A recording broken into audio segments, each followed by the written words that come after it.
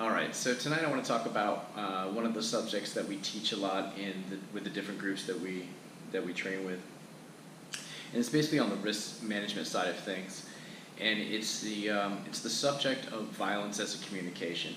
And what I mean by that is that violence in and of itself is a human behavior that we need to learn to understand.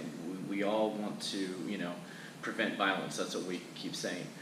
Um, Most martial arts and the threat management side of what we do is the hands-on dealing with violence, oftentimes with violence, or whatever means necessary to stop the threat. But we take a step back and we say, how do we actually prevent violence? Well, in order to prevent violence, we need to actually intercede and get into the mix before violence happens. So one thing I've noticed is that we're very response driven in our country, and we have incredible first responders. We've had 3 active shooter incidences here in Maryland within the last year. And we've had law enforcement on scene on some of them in less than 1 minute, which is incredible.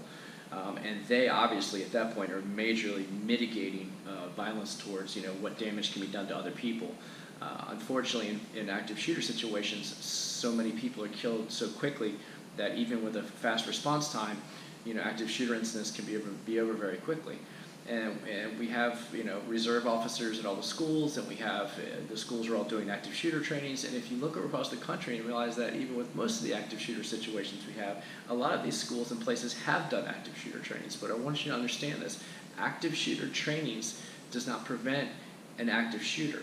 It helps you mitigate and deal with the response when there is an active shooter. So it's not preventing it; it's just helping you to better deal with it when it happens.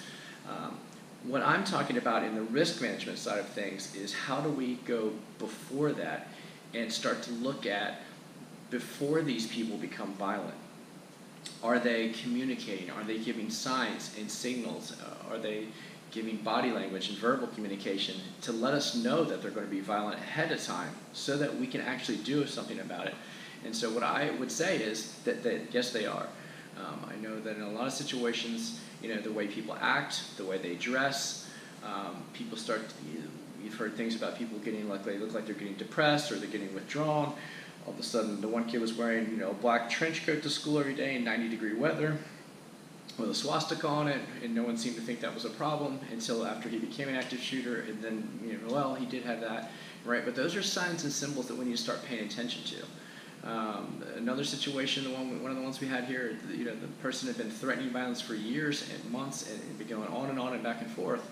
And all I'm trying to say is that I'm not trying to push blame or say anything bad one way or the other. What I'm trying to say is that we can see that people are using violence as a communication long before they actually do sometimes the actual physical act of violence. They're already verbally saying it. They already have body language. They're already doing other things that's precursors. It's telling us that person is looking like they're going to go down the road of being violent.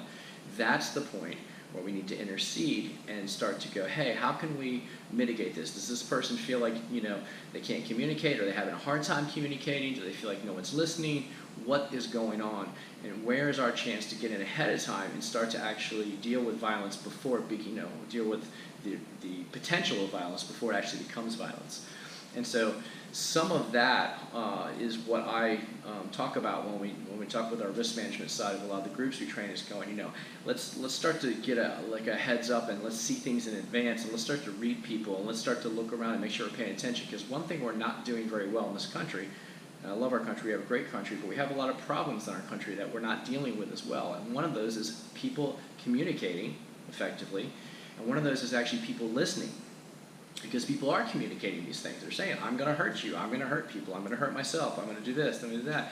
And for some reason, or multiple reasons or dynamics, we're not always picking up on that. And if we are picking up on it, some people are and some people aren't, we're not necessarily doing certain things about it or preventative measures about it. We're not doing necessarily,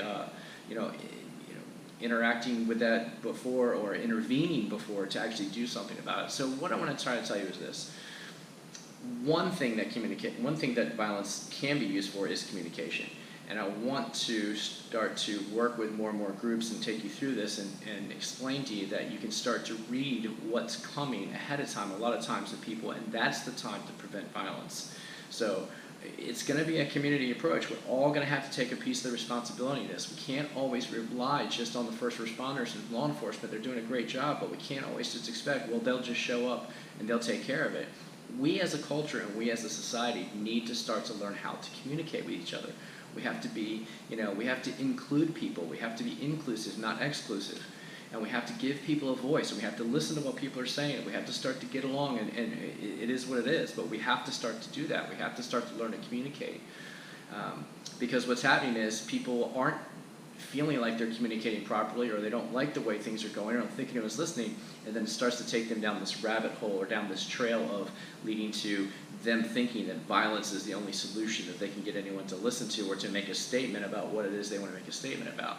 Anyway, not to ramble, but I wanted to breach that subject to basically say that if you're looking, whether it's an organization, team, group, agency, whoever you are, and you really want to talk about preventing violence, then have us come in and let's start to talk about what preventing violence actually is. Because fighting is not, learning to fight and respond isn't necessarily preventing violence. That's dealing with violence when it's happening. Let's take a step before that, go back to the risk management side of things, and let's talk about really effective ways, skills and tools and things we can do where we can really start to go, hey, there are ways we can actually prevent violence ahead of time if we start to see that people are starting to show these precursors. So anyway, that's some food for thought. Let me know your thoughts on it, and we'll get back to you, and we'd love to come out and train your team and talk more about this subject. All right? Have a great night. Be safe out there.